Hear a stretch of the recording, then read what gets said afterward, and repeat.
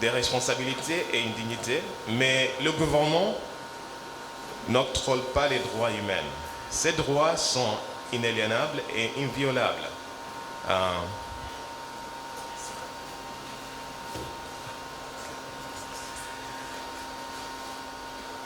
Ils ne sont pas sujets à débat, ils préexistent à l'État. Le rôle du gouvernement est strictement de reconnaître et de protéger ces droits et non de les distribuer comme des privilèges.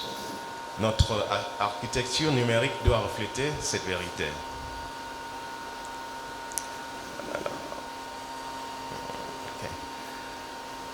Alors on va passer à l'évolution des systèmes de gestion de l'identité.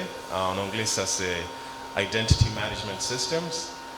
Pour mieux comprendre où nous allons, cartographions l'évolution des systèmes de gestion de l'identité. Nous avons traversé 4 ères distinctes.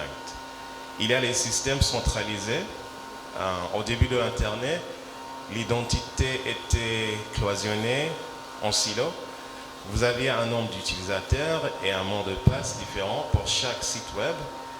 L'organisation détenait les clés et vous étiez un invité dans sa base de données.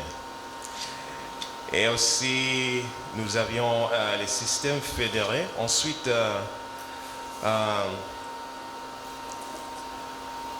disons que vous voulez vous connecter avec Facebook ou Google, les fournisseurs d'identité sont devenus les intermédiaires.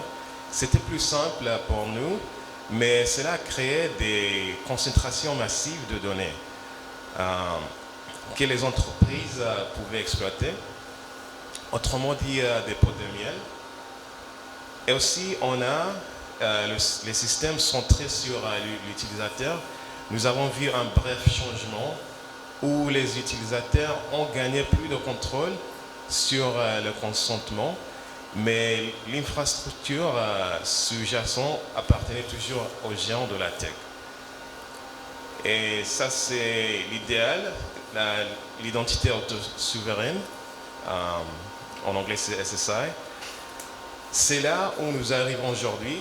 Dans ce modèle, l'utilisateur est le centre du réseau. Vous ne vous connectez pas à leur ordinateur, vous apportez votre propre identité à l'interaction.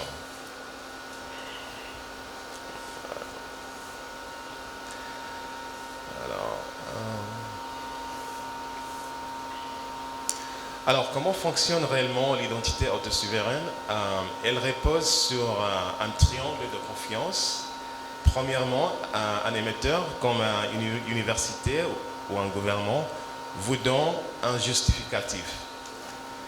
Deuxièmement, vous, le détenteur, stockez cela dans votre portefeuille numérique chiffré sur votre appareil. Troisièmement, un vérificateur comme une banque ou bien un employeur demande preuve. De manière cruciale, la blockchain sert de base, non pas pour stocker vos données personnelles, mais pour vérifier que la signature de l'émetteur est valide. Nous voyons cela passer de la théorie à la réalité.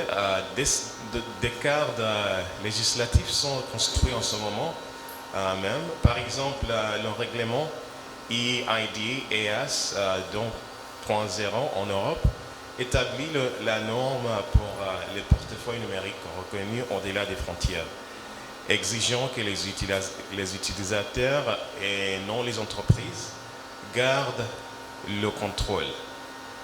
Pourquoi est-ce urgent?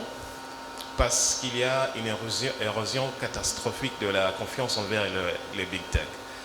Par exemple, dans une étude Gallup de 2018, menée juste après le scandale Cambridge Analytica, 43% des utilisateurs exprimaient une profonde inquiétude concernant les invasions de la vie privée. À l'époque, nous pensions que c'était le pic de la crise. Pour ceux qui ne sont pas au courant de ce scandale, le scandale Cambridge Analytica était une affaire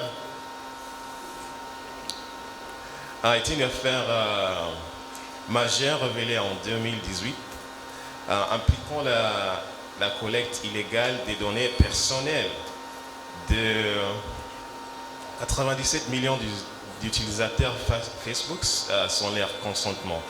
Ces données ont été utilisées par la firme britannique Cambridge Analytica pour créer des profils psychologiques des lecteurs et influencer des élections clés, notamment la présidentielle américaine de 2016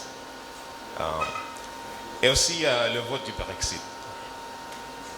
Avançons jusqu'à l'étude Good Farm de 2025, malgré des années de promesses et de réglementation, l'inquiétude concernant la fuite et l'utilisation abusive des données personnelles a bondi jusqu'à 64%.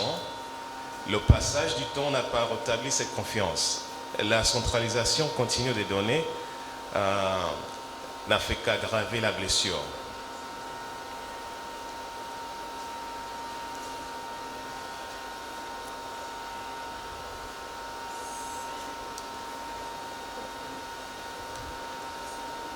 Alors, il y a beaucoup d'opportunités avec le système décentralisé. Et premièrement, nous avons une confidentialité renforcée via la divulgation sélective. Imaginez aller dans un hôtel, casino, où l'âge minimum requis pour s'enregistrer c'est 21 ans. Actuellement, vous donnez votre carte d'identité, révélant votre nom, adresse et date de naissance exacte juste pour acheter un verre. Avec le SSI, vous pouvez utiliser une preuve à divulgation nulle. Vous prouvez que vous avez plus de 21 ans sans révéler votre date de naissance ni votre adresse. Vous prouvez le fait par la donnée. Deuxièmement, la santé. Et notre système actuel de dossiers fragmentés et dangereux, le SSI permet une gestion décentralisée des dossiers.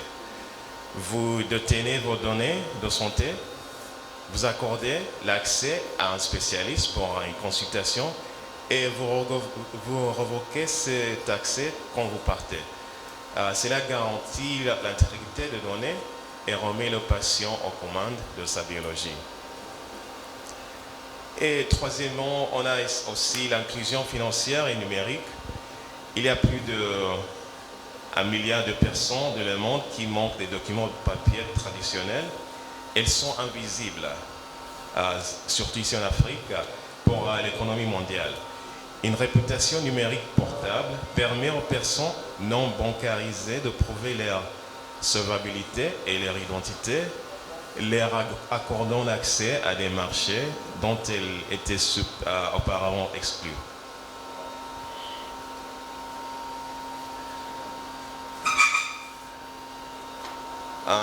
Cependant, nous devons être réalistes. Cette technologie introduit des risques potentiels.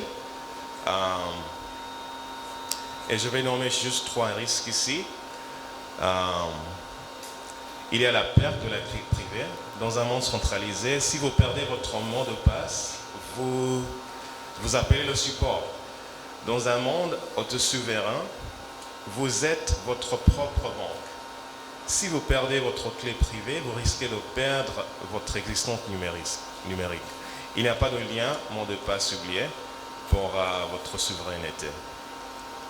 Recentralisation des données, il existe un risque que les géants de la tech, Apple, Google,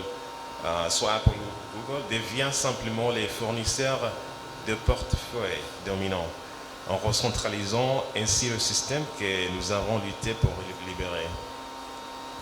Et il y a aussi la possibilité de l'empoisonnement de l'identité, alors que nous comptons davantage sur la vérification numérique, l'injection des deepfakes ou d'identités synthétiques dans la blockchain pourrait empoisonner la confiance de tout le réseau.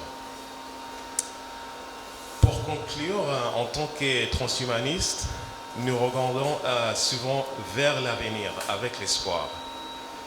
La souveraineté numérique n'est pas juste une mise à niveau technique. c'est un impératif moral.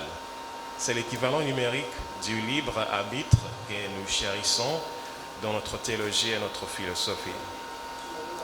Nous devons construire des systèmes qui respectent la dignité de la personne, que cette personne soit définie par la conscience ou la communauté.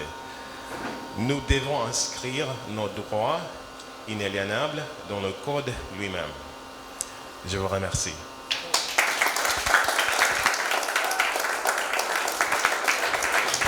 Merci, Monsieur Scriveniusi, pour votre communication. Je rappelle donc que sa communication s'intitule Identité numérique et souveraineté. Alors, l'idée était que des systèmes centralisés ont été donc inventés pour canaliser des informations personnelles, ce qui est sans risque. Alors, l'idée qu'il véhicule, c'était qu'il y ait une souveraineté numérique pour que chacun puisse avoir le contrôle de son identité numérique. Merci, Monsieur Scriveniusi, pour votre communication. Alors, nous allons très rapidement